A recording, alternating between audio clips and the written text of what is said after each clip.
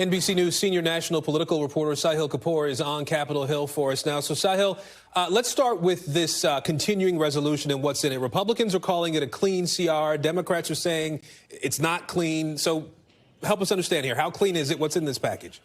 Hey, Aaron. Well, it's a 99-page bill. It's essentially a 6-month government funding extension. It's not exactly a clean CR. It's not exactly an appropriations deal either. This is somewhere in between. It's a status quo for the most part, but with some changes in funding. You just went through them. The changes in funding, like a slight increase in defense spending, a slight decrease in non-military discretionary spending. These are all changes that Republicans wanted. So Democrats were basically cut out of the process. It's not a traditional clean CR because typically clean CRs either have no changes at all or changes that were pre-negotiated between both sides. Of course, government funding bills, as we know, have to be bipartisan in order to get through Congress. This is Speaker Johnson negotiating with his own Republican members, cutting Democrats out of the process. Still, he sounds confident that it will get through the House tomorrow when he plans to vote. Take a listen to what the Speaker said earlier today.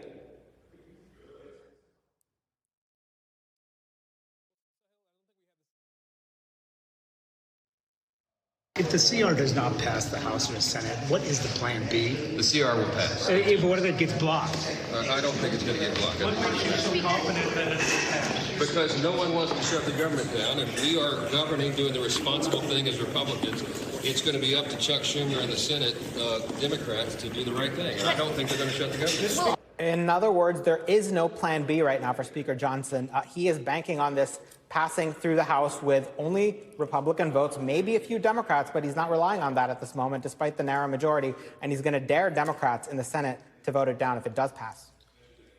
Well, you make a point, Sahil, that I was going to ask you about. Hakeem Jeffries and Democratic leadership in the House have been telling their members to vote no on this.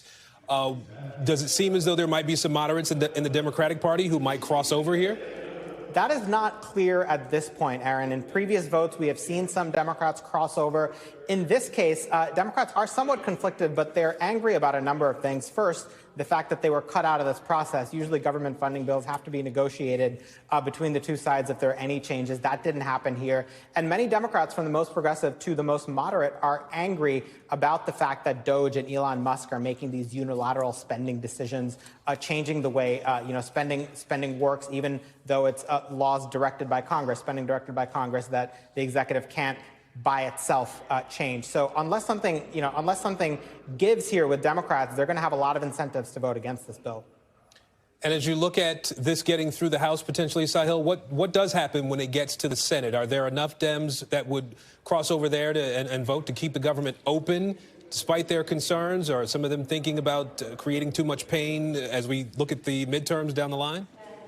Yeah, it's an open question, Aaron. I think the tally in the House is going to determine the landscape in the Senate. In other words, if it passes with only Republican votes in the House, the landscape looks a lot worse in the Senate in terms of getting to 60. If it passes somehow with a big Democratic vote, a big bipartisan vote in the House, then Democrats in the Senate are going to feel pressured to vote for it. But again, senators typically like to have some say in these government funding bills. Democrats have not had any say in it. So for now, while Senate Democratic leaders are holding their cards close to the vest, unless there are a lot of Democrats who end up bailing this out, I don't think we're going to see a big Democratic vote. I think some of the senators who might be, in theory, most pressed to vote for this are those in the D.C., Maryland, Virginia area, including Senator Tim Kaine of Virginia, put out a post just in the last couple of hours saying this is a shutdown bill that's bad for the economy. He said it lets Trump shut down whatever he wants. So in other words, they believe there's already, Democrats do, a partial shutdown going on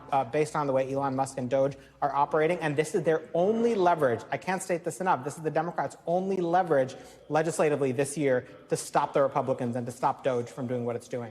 All right. We know you'll be watching it closely. Sahil Kapur for us today. Sahil, thank you. Thanks for watching. Stay updated about breaking news and top stories on the NBC News app or follow us on social media.